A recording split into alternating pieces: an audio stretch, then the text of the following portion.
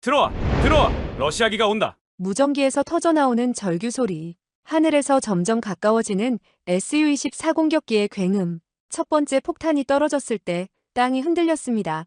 두 번째 폭발음과 함께 레이더 화면의 신호들이 하나둘씩 사라지기 시작했어요. 중령님, 제호관 측소에서도 응답이 없습니다. 그 순간 저는 알았습니다. 이것은 단순한 교전이 아니라 학살이었다는 것을. 그리고 우리에게는 대응할 방법이 아무것도 없다는 것을. 33명. 하루 만에 잃은 우리 전우들의 숫자였습니다. 저는 터키군 포병 중령 메흐메트 케말입니다. 지금 여러분께 들려드릴 이야기는 그 절망의 순간에서 시작됩니다. 어떻게 최악의 패배가 가장 놀라운 승리로 바뀔 수 있었는지, 그리고 놀라운 세계적인 전술이 이 전투에서 나왔는지, 그 반전의 기록을 함께 해보시죠. 2020년 2월 27일 시리아 북서부 이들립에서 벌어진 일이었습니다. 아침 6시부터 시리아 정부군을 돕는 러시아 공군기들이 하늘을 가득 메우기 시작했어요. SU-25 공격기들이 저고도로 날아들면서 터키군 관측소를 겨냥한 폭격을 시작한 거죠. 우리는 며칠 전부터 시리아 정부군의 공세가 격화되고 있다는 것을 알고 있었지만 러시아가 이렇게 직접적으로 터키군을 겨냥할 줄은 예상하지 못했습니다. 러시아 공군은 체계적으로 우리의 거점들을 제거해 나갔어요. 레이더 화면에서 하나둘씩 사라지는 신호들을 보며 현장 상황이 얼마나 심각한지 실감할 수 있었습니다. 무선으로 연락을 시도해도 응답이 없었거든요. 오전 9시경 본부에서 급보가 들어왔습니다. 제호관 측소에서 미약한 구조 신호가 왔다는 소식이었어요. 마지막 희망이라도 붙잡으려는 심정으로 구조대를 급파했지만 현장에 도착했을 때는 이미 늦었습니다. 콘크리트 구조물은 완전히 무너져 있었고 그 잔해 속에서 폭격으로 쓰러져간 33명의 전우들의 모습을 찾을 수 있었죠. 대부분이 25살에서 30살 사이의 젊은 병사들이었어요. 더욱 괴로웠던 것은 우리가 할 수 있는 대응책이 제한적이라는 현실이었습니다. F-16 전투기를 출격시키자니 러시아 공군과 정면 충돌할 위험이 너무 컸어요. 시리아 상공은 이미 러시아의 S-400 방공망으로 덮여 있었고 우리가 제공권을 확보한다는 것은 사실상 불가능했습니다. 지상군을 투입하자니 시리아 정부군의 기계화 부대가 T-72 전차를 앞세워 방어선을 구축하고 있었죠. 오후 2시 터키 참모본부는 완전한 혼란에 빠져 있었습니다. 국제사회의 시선도 차갑기만 했죠. 나토 동맹국들은 유감 표명에 그쳤고 유엔 안보리는 러시아의 거부권 때문에 어떤 결의안도 통과시킬 수 없었어요. 그날 저녁 앙카라에서 긴급 작전회의가 열렸습니다. 에르도안 대통령은 분노했고 참모총장은 즉각적인 보복을 요구했어요. 하지만 어떻게 보복할 것인가가 문제였습니다. 전면전은 불가능했고 그렇다고 이대로 물러날 수도 없는 상황이었죠. 터키의 위신이 걸린 문제였거든요. 바로 그때 회의실 한쪽에서 조용한 목소리가 들려왔습니다. 완전히 새로운 방법이 있습니다. 그때는 아무도 몰랐어요. 그 한마디가 지금 현재 우로 전쟁에서 맹활약하는 새로운 전쟁 교범에 올라갈 역사적인 전술이 될 것이라는 것을 말이에요. 그 전술은 다음과 같았어요. 바이락타르 드론과 K9 푸르트나 자주포를 연계해서 운용하면 어떨까요? 처음엔 모두 의아해했어요. 드론은 정찰용이고 자주포는 지상 화력 지원용인데 이 둘을 어떻게 연계한다는 말인가 싶었죠. 하지만 곧 그 의미를 이해할 수 있었습니다. 드론이 실시간으로 목표를 탐지하고 좌표를 전송하면 자주포가 즉각 사격을 가하는 방식이었어요. 기존의 정찰보고 사격 체계보다 훨씬 빠르고 정확한 공격이 가능하다는 얘기였습니다. 특히 K9 푸르트나는 한국의 K9 기술을 기반으로 만들어진 자주포라서 분당 6발 이상의 급속 사격이 가능했고 사격 후 30초 이내에 진지를 바꿀 수 있었거든요. 그날 밤 나는 우리가 잃은 33명의 동료들을 생각했습니다. 그들의 희생이 헛되지 않게 하려면 우리는 새로운 방식으로 싸워야 했어요. 전통적인 전쟁의 룰로는 더 이상 승리할 수 없다는 것을 그날 절감했거든요. 2월 28일 새벽 작전 계획이 확정됐습니다. 하지만 여전히 많은 장성들이 회의적이었어요. 전통적인 공군력 없이 어떻게 시리아 정부군의 기계화 부대를 상대한다는 말인가 하는 반응이 대부분이었죠. 저 역시 처음엔 의구심이 들었습니다. 포병으로서 30년을 복무하면서 이런 전술은 한 번도 경험해 본 적이 없었거든요. 참모총장이 직접 설명했습니다. F-16으로는 러시아 공군과 정면 대결이 불가피하고 그렇게 되면 제3차 세계대전이 일어날 수도 있다는 거였어요. 하지만 바이락타르 TB2 드론이라면 상황이 다르다는 설명이었습니다. 우선 크기가 작아서 레이더에 잘 잡히지 않고 설령 격추당해도 조종사의 생명은 안전하거든요. 더 중요한 것은 드론의 채공 능력이었습니다. F-16이 연료 문제로 1시간 남짓 작전 지역에 머물 수 있는 반면 TB2는 무려 27시간까지 하늘에 떠 있을 수 있어요. 적의 움직임을 지속적으로 감시하면서 동시에 즉각적인 타격도 가할 수 있다는 얘기죠. 게다가 한 대당 가격이 전투기의 10분의 1도 안 된다는 경제적 이점도 있었습니다. 작전명은 스프링쉴드로 정해졌어요. 이름만 들으면 방어작전 같지만 실제로는 전면적인 반격작전이었습니다. 첫 번째 목표는 시리아 정부군이 집결한 사라킵과 타프타나즈 공군기지 일대의 기갑부대를 무력화하는 것이었죠. 두 번째는 러시아제 방공장비들, 특히 판츠르-S1과 부크 미사일 체계를 파괴하는 것이었습니다. 드론 편대장인 아흐메트 소령이 상세한 브리핑을 해줬어요. TB2 드론 12대가 3개 편대로 나뉘어 작전에 투입된다는 설명이었습니다. 각 드론에는 마멜 정밀 유도탄 4발씩이 탑재되어 무게는 22kg으로 헬파이어 미사일보다는 작지만 전차 상부를 정확히 타격할 수 있는 위력을 갖고 있다고 했습니다. 가장 인상적이었던 것은 실시간 영상 전송 능력이었어요. 드론이 포착한 목표물의 영상이 즉시 지상 통제소로 전송되고 동시에 우리 포병 진지에도 좌표 정보가 전달되는 시스템이었습니다. 기존에는 정찰 보고를 받고 상황을 분석하고 화력 계획을 세우고 그 다음에야 사격 명령이 떨어졌거든요. 최소 10분에서 15분은 걸리는 과정이었죠. 하지만 새로운 체계에서는 드론이 목표를 식별하면 30초 이내에 포탄이 날아갑니다.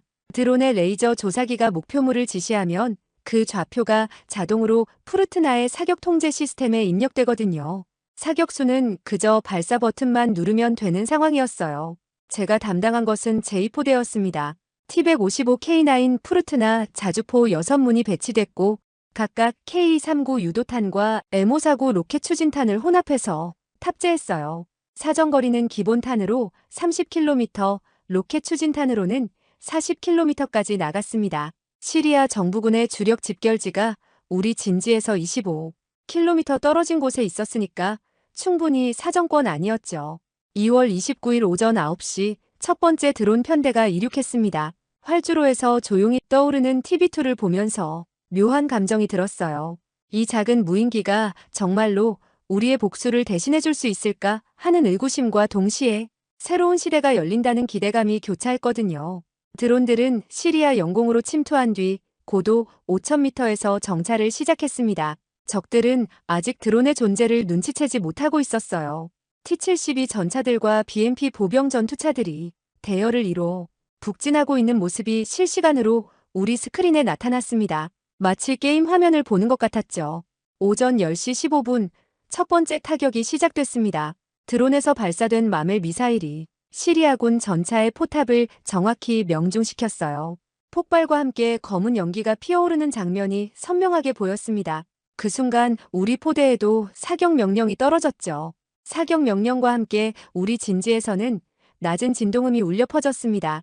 T-155K9 푸르트나 자주포들이 일제히 포신을 들어올리기 시작한 거예요. 저는 이 순간을 10년 넘게 기다려왔다고 해도 과언이 아니었습니다. 2020년까지 터키군이 보유한 자주포 중에서 가장 현대적이고 강력한 무기체계를 드디어 실전에서 시험해볼 기회가 온 것이죠. K9 푸르트나는 사실 순수한 터키 기술이 아닙니다. 2002년부터 시작된 한국과의 기술협력 프로그램의 결실이에요. 당시 터키군은 M110과 M107 같은 견인포나 구형 자주포에 의존하고 있었는데 이들로는 현대전의 요구사항을 만족시키기 어려웠거든요. 특히 신속한 진지 전환과 연속 사격 능력에서 한계가 명확했습니다. 한국의 K9 푸르티나는 정말 인상적인 무기체계였어요. 첫 번째로 주목한 것은 자동장 전장치였습니다. 기존의 견인포나 구형 자주포는 포탄을 수동으로 장전해야 했는데 K9은 포탄과 장약을 자동으로 장전할 수 있었거든요. 이로 인해 분당 최대 6발까지 연속 사격이 가능했죠. 급속 사격 시에는 15초 동안 3발을 쏠 수 있었습니다. 더 놀라운 것은 사격 후 진지 이탈 시간이었어요. 기존 자주포들은 사격 준비에 5분, 사격 후 철수에 또 5분이 걸렸는데 K9 기반의 K9 푸르트나는 30초 이내에 모든 과정을 끝낼 수 있었습니다. 쏘고 튀기 전술의 완벽한 구현체였죠.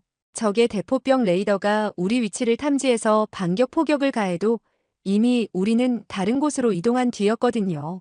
기술 이전 과정에서 가장 인상 깊었던 것은 한국 기술진들의 세심함이었어요. 터키의 지형과 기후 조건을 철저히 분석해서 현지화 작업을 진행했거든요. 특히 방열 스페이드 시스템이 그랬습니다. 기존 자주포들은 사격 시 반동을 흡수하기 위해 차체 뒤쪽에 삼날 같은 스페이드를 땅에 박아야 했는데 K9 푸르트나는 그런 과정 없이도 안정적인 사격이 가능했어요. 이것이 얼마나 혁신적인지는 실제 운용해보면 알 수 있습니다. 아나톨리아 고원의 딱딱한 토양에서는 스페이드를 받기가 쉽지 않거든요. 하지만 K9 푸르트나의 현가장치와 사격 통제 시스템은 이런 문제를 완전히 해결했습니다. 차체의 안정성만으로도 정확한 사격이 가능했죠. 사격 통제 시스템 역시 놀라웠습니다. GPS와 관성 항법 장치가 통합된 사격 재원 산출 시스템은 목표, 좌표만 입력하면 자동으로 방향각과 고각을 계산해줬어요. 포수는 그저 계산된 값에 따라 포신을 조준하고 발사하면 됐습니다. 기존에 10분이 걸리던 사격 재원 계산이 30초 만에 끝나는 셈이었죠. 오전 10시 20분 첫 번째 사격이 시작됐습니다. 6문의 K9 푸르트나가 거의 동시에 불을 뿜었어요. 155mm 포탄들이 포구를 떠나는 순간의 굉음은 정말 압도적이었습니다. 하지만 소음보다 더 인상적이었던 것은 그 정확성이었죠. 드론이 전송해준 좌표로 발사한 포탄들이 모두 목표 지역 반경 10m 이내에 착탄했거든요. 실시간으로 전송되는 드론 영상을 통해 우리는 포격의 효과를 즉시 확인할 수 있었습니다. 시리아군의 T-72 전차 한 대가 직격탄을 맞고 포탑이 날아가는 장면이 선명하게 보였어요. 옆에 있던 BMP 보병 전투차 2대도 파편에 의해 심각한 손상을 입었습니다. 가장 중요한 것은 우리가 적의 반격을 받기 전에 이미 진지를 이탈했다는 사실이었어요. 시리아군의 대포병 레이더가 우리 사격 위치를 탐지해서 122mm 카츄샤 로켓을 발사했지만 그 포탄들이 떨어진 곳은 이미 텅 빈 벌판이었습니다. 우리는 이미 2km 떨어진 예비 진지로 이동한 상태였거든요. 이것이 바로 K9 푸르트나의 진정한 위력이었습니다. 단순히 사정거리나 명중률의 문제가 아니라 전장에서의 생존성과 지속 교전 능력에서 압도적인 우위를 보여준 거죠. 첫 번째 사격의 성공에 고무된 우리는 곧바로 연속 공격에 돌입했습니다. 드론들이 전송해주는 실시간 정보를 바탕으로 시리아군 기갑부대의 새로운 집결지를 탐지할 수 있었거든요. 사라킵 북쪽 약 3km 지점에 T-55와 T-72 전차 10여 대가 진지를 구축하고 있다는 보고가 들어왔어요. 이번엔 제가 직접 사격 재원을 계산했습니다. 목표까지의 거리는 28km, 방향각 0도 32도, 기상 조건은 서풍 초속 8m, 기온 섭씨 12도. K9 푸르트나의 사격 통제 컴퓨터가 이 모든 변수를 고려해서 최적의 사격 각도를 산출하는 데 걸린 시간은 불과 15초였어요. 수동 계산으로는 최소 5분은 걸렸을 작업이었죠. 제1포, 제2포 사격 준비. 제가 외치자 포수들이 재빨리 조준에 들어갔습니다. K9 푸르트나의 자동장 전장치가 155mm 고폭탄을 포미에 밀어넣는 소리가 들려왔어요. 장약도 자동으로 투입됐고 포문이 자동으로 닫혔습니다. 기존 자주포라면 이 과정에만 2분은 걸렸을 텐데 K9 푸르트나는 30초 만에 모든 준비를 완료했거든요. 사격 개시. 명령과 함께 첫 번째 포탄이 발사됐습니다. 거대한 굉음과 함께 차체가 약간 흔들렸지만 방열 스페이드 없이도 충분히 안정적이었어요. 10초 후 두 번째 포탄, 또 10초 후 세 번째 포탄이 연이어 발사됐습니다. 분당 6발의 연속 사격 능력이 제대로 발휘되고 있었죠. 가장 놀라운 것은 각 포탄의 정확도였습니다. 드론이 레이저로 조사한 목표점을 중심으로 모든 포탄이 반경 5m 이내에 착탄했어요. CP, 원형 오차 확률이 이 정도 수준이면 세계 최고 수준의 정밀도라고 할 수 있었습니다. 한국 기술진들이 자랑했던 GPS-U도 시스템의 위력을 제대로 확인할 수 있었거든요. 실시간 영상을 통해 타격 효과를 지켜보는 것은 정말 충격적이었습니다. 첫 번째 포탄이 T-72 전차의 엔진실을 직격하자 즉시 화염이 치솟았어요. 두 번째, 세 번째 포탄들이 연달아 착탄하면서 주변의 BMP 보병 전투차들도 파편에 의해 손상을 입었습니다. 불과 30초 동안 적 기갑부대 한 개 소대가 무력화된 셈이었죠. 하지만 우리의 진정한 강점은 여기서 드러났습니다. 사격이 끝나자마자 진지 이탈. 명령이 떨어졌어요. K9 푸르트나들이 일제히 시동을 걸고 이동을 시작했습니다. 포신을 주행 위치로 고정하고 장비를 정리하고 차체를 돌려서 이탈로로 향하는 전 과정이 정말 25초 만에 완료됐어요. 이것이 바로 한국 기술진들이 강조했던 슈덴스쿠트 전술의 핵심이었습니다. 적의 대포병 레이더가 우리 사격 위치를 탐지해서 반격 포격을 가하기 전에 이미 우리는 안전한 곳으로 이동해 있어야 한다는 개념이었죠. 기존 자주포들로는 불가능했던 전술이었어요. 예상대로 3분 후 우리가 있던 자리에 시리아군의 BM-21 그라드 로켓들이 우수수 떨어졌습니다. 하지만 그곳은 이미 텅 빈 벌판이었어요. 우리는 미리 준비해둔 예비 진지에서 다음 목표를 향해 포문을 돌리고 있었거든요. 적들은 허공에 대고 포격을 가한 셈이었습니다. 오후 2시까지 이런 식의 공격을 8차례 반복했어요. 매번 다른 위치에서 다른 목표를 향해 하지만 동일하게 정확하고 신속한 공격을 가했습니다. 드론들이 실시간으로 전송하는 정보 덕분에 우리는 적의 모든 움직임을 파악할 수 있었고 그에 따라 최적의 사격 계획을 세울 수 있었거든요.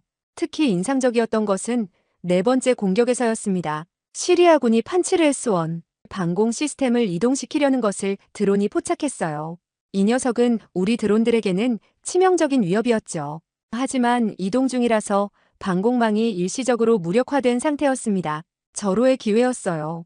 3분 안에 6발의 집중 포격을 가해서 판치르 S-1을 완전히 파괴할 수 있었습니다. 이 정도의 신속성과 정확성은 K9 푸르트나가 아니면 불가능했을 거예요. 기존 자주포들로는 진지 점령부터 사격까지 최소 10분은 걸렸을 테니까요.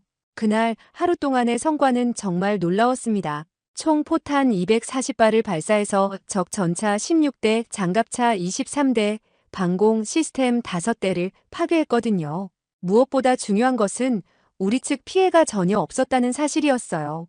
3일째 되던 날 새벽 6시 상황이 완전히 뒤바뀌었습니다. 시리아군이 대규모 철수를 시작한 거예요. 드론들이 전송하는 영상을 보니 사르민 일대에 집결했던 기계화, 여단이 뿔뿔이 흩어져서 후방으로 도망치고 있었습니다.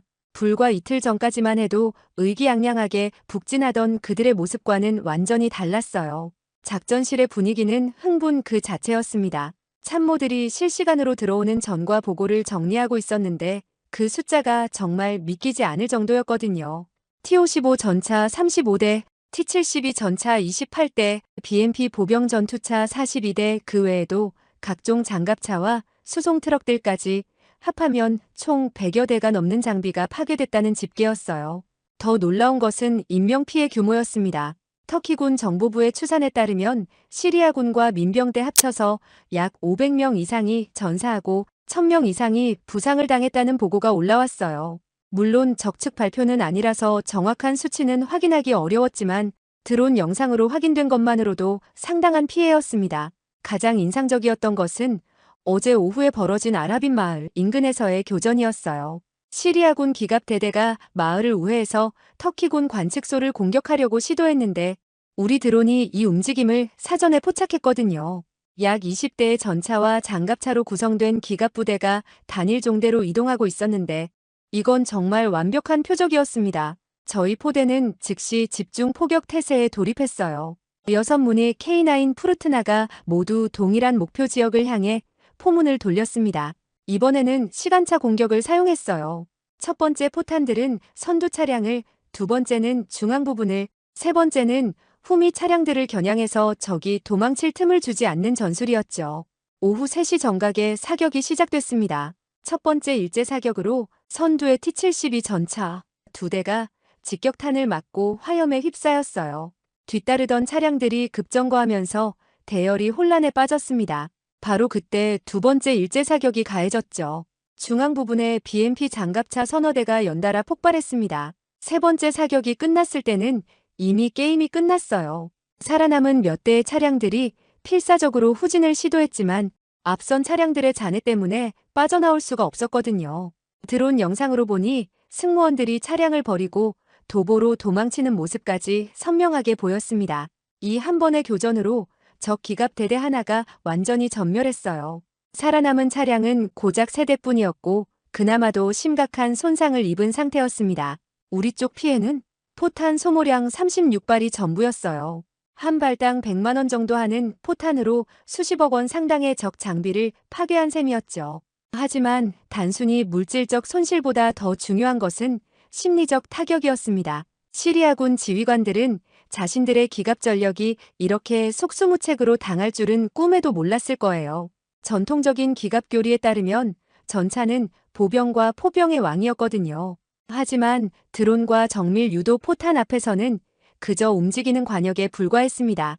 특히 러시아제 장비들의 한계가 여실히 드러났어요. T-70이나 BMP 같은 소비에트 시대 장비들은 상부 장갑이 얇아서 155mm, 고폭탄의 직격을 견딜 수 없었거든요. 게다가 능동 방어 시스템도 없어서 정밀 유도탄에는 완전히 무력했습니다. 반면 우리 푸르트나는 나토 표준의 사격 통제 시스템과 한국의 첨단 기술이 결합되어서 이런 구식 장비들을 상대로는 압도적 우위를 보였어요.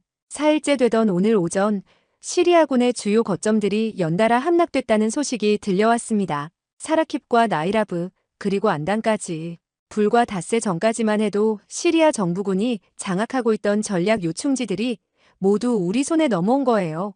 이들 지역을 탈환하는 과정에서도 K9, 푸르트나의 화력 지원이 결정적 역할을 했다는 것은 두말할 나위가 없었습니다.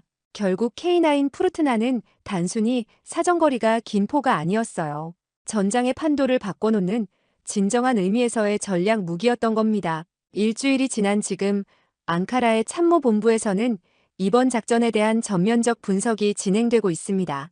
단순히 전술적 승리를 거뒀다는 것을 넘어서서 완전히 새로운 형태의 전쟁 양상이 나타났다는 평가가 지배적이었어요.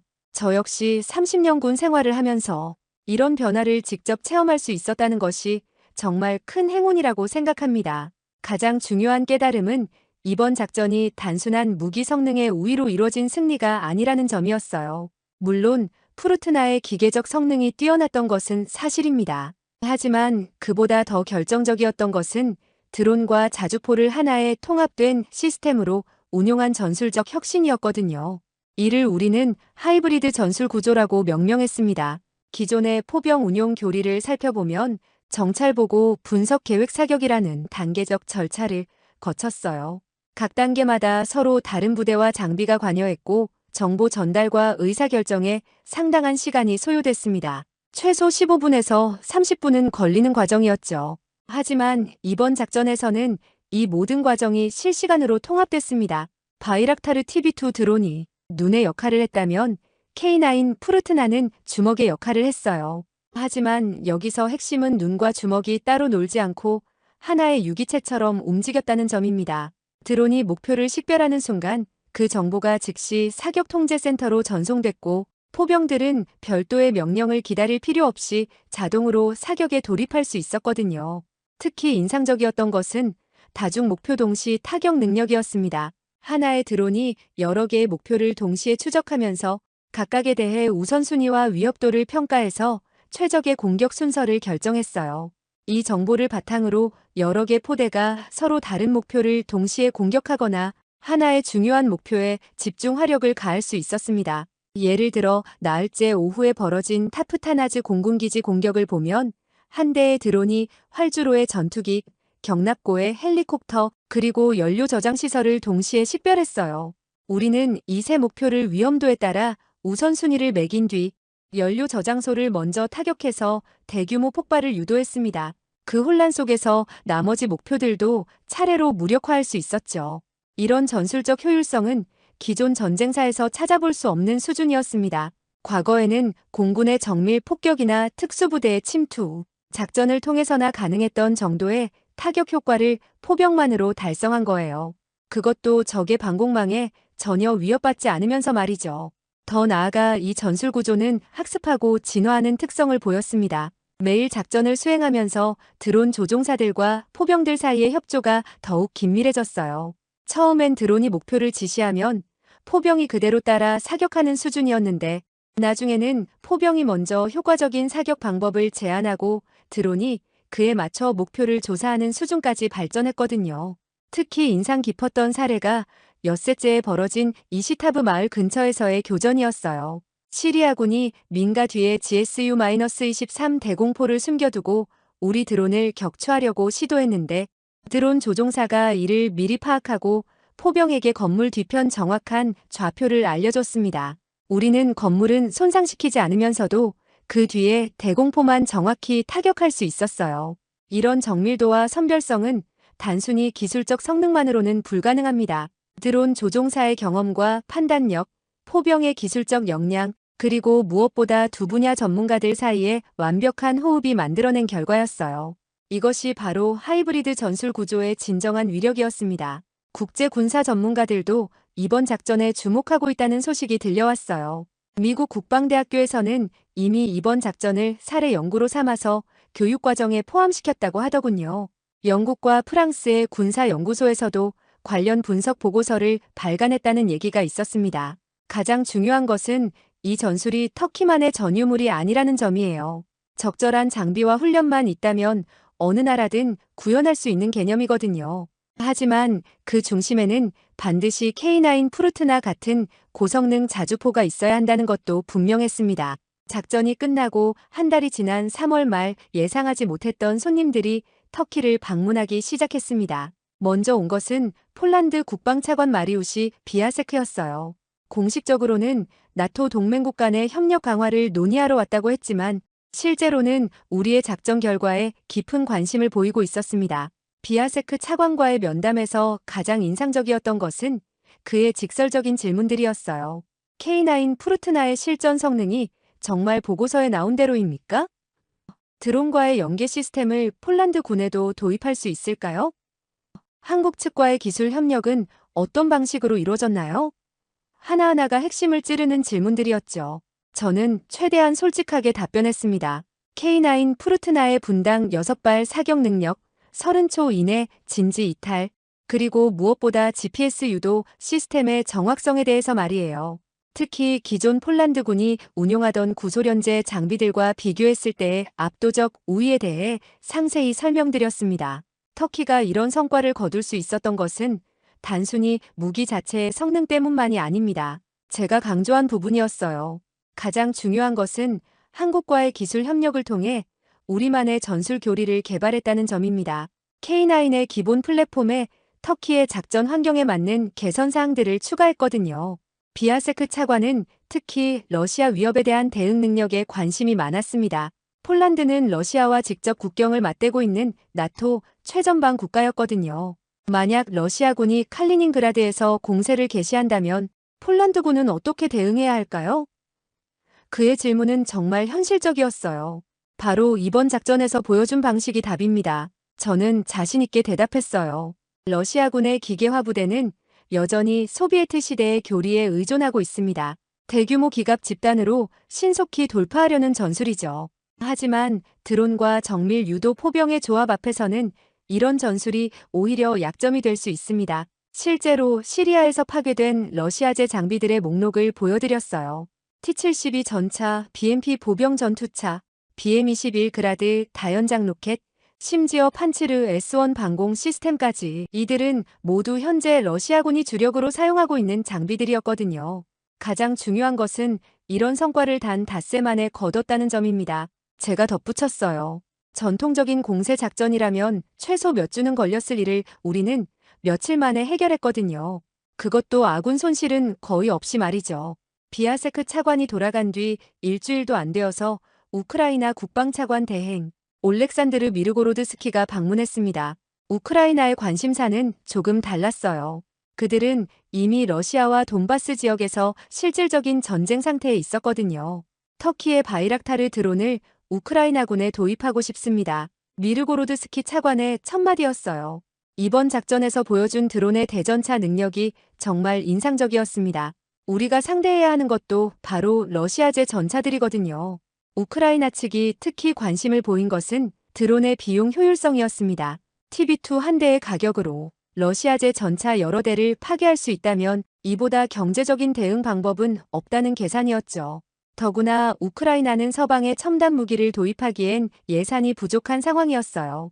흥미로웠던 것은 두 나라 모두 한국과의 직접적인 접촉을 원한다는 점이었습니다. 터키를 통한 간접 도입보다는 원천 기술을 보유한 한국으로부터 직접 K9을 도입하고 싶다는 의향을 보였거든요. 특히 폴란드는 대규모 도입을 전제로 한 기술 이전까지 원하고 있었어요. 4월 중순 한화에어로스페이스 관계자들이 앙카라를 방문했습니다. 이번 작전의 성과가 한국 방산업계에도 큰 관심을 불러일으켰다는 소식이었어요. K9 푸르트나의 실전 검증이 이렇게 완벽하게 이루어질 줄은 몰랐다는 것이 그들의 솔직한 반응이었습니다. K9의 해외 수출에서 가장 어려운 점이 실전 검증 부족이었거든요.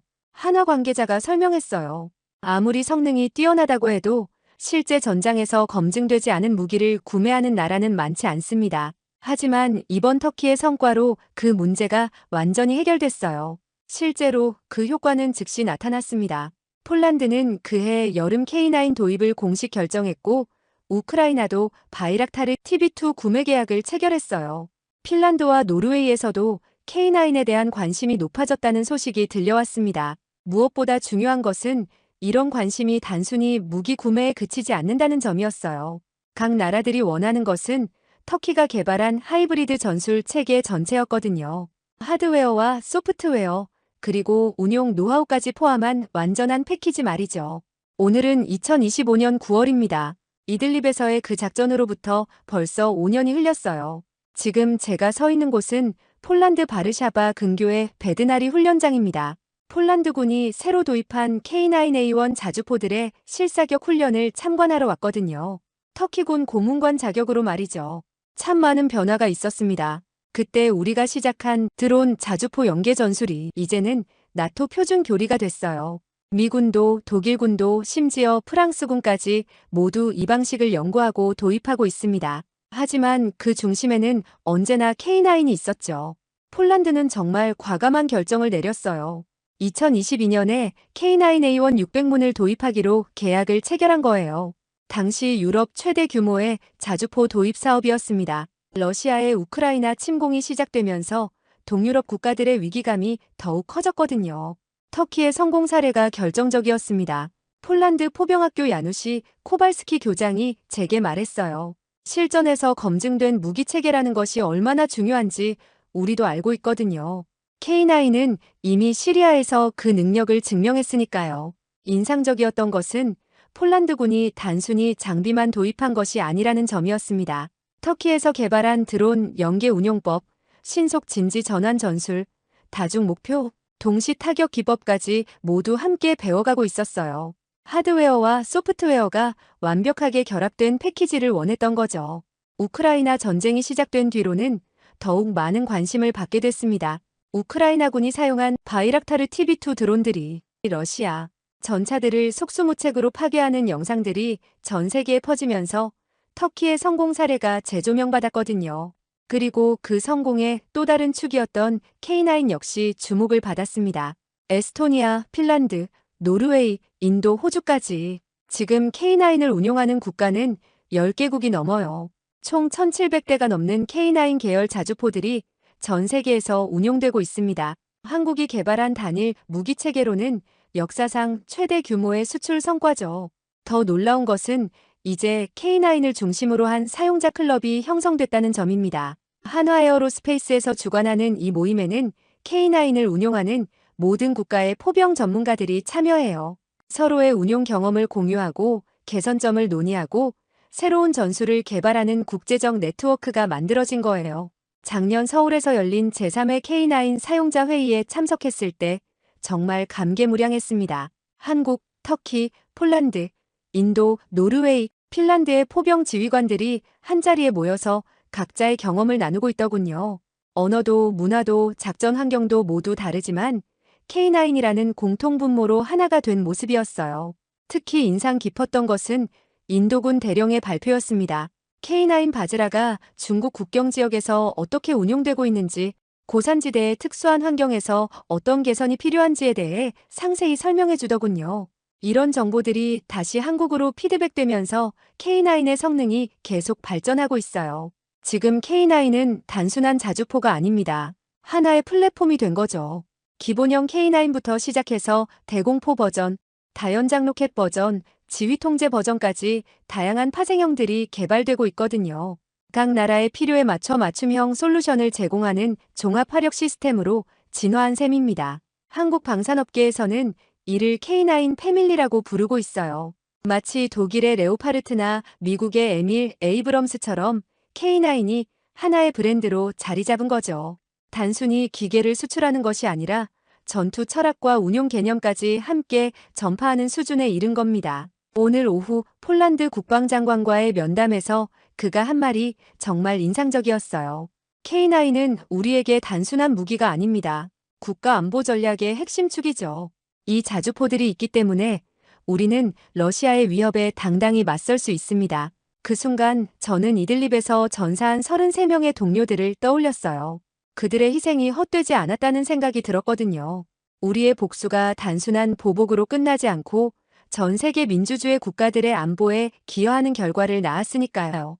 K9은 이제 무기가 아닙니다. 하나의 전략 브랜드가 되었어요. 한국의 기술력과 터키의 실전 경험, 그리고 전 세계 사용국들의 운용 노하우가 결합된 살아있는 플랫폼이죠.